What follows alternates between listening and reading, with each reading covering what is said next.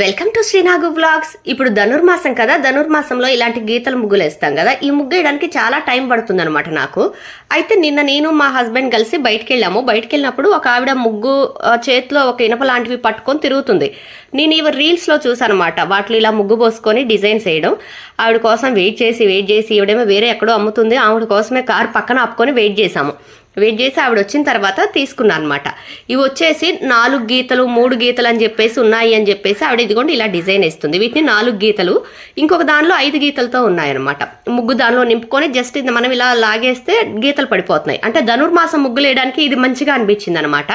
ఒక్కొక్కటి 30 రూపీస్ చెప్పింది. అయితే నేను 2 తీసుకుంటాను, ఎంతకి ఇస్తావు అనేసరికి మా ఆయన నన్ను కోపం చేశారనమాట. ఆవిడ ఎంత అడుగుతుంది, దానికి కూడా నువ్వు బేరం చేయాలా అని చెప్పేసి అన్నారు.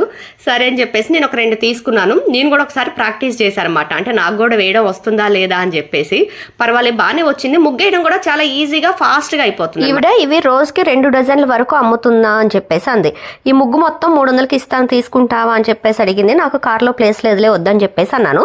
తర్వాత నేను తీసుకున్నవి ఇవన్నమాట. 4 3 గీతలవి. వెనక చిన్న రోప్లా ఉంది కదా, దాన్ని నేల కానిచ్చి ఇలా లాగుతుంటే అప్పుడు ముగ్గు వస్తుంది అనమాట. వీళ్ళు వీటిని వరంగల్ నుంచి తీసుకొచ్చి అమ్ముతున్నారంట. బాగున్నాయి కదా. Please like, share, subscribe my channel.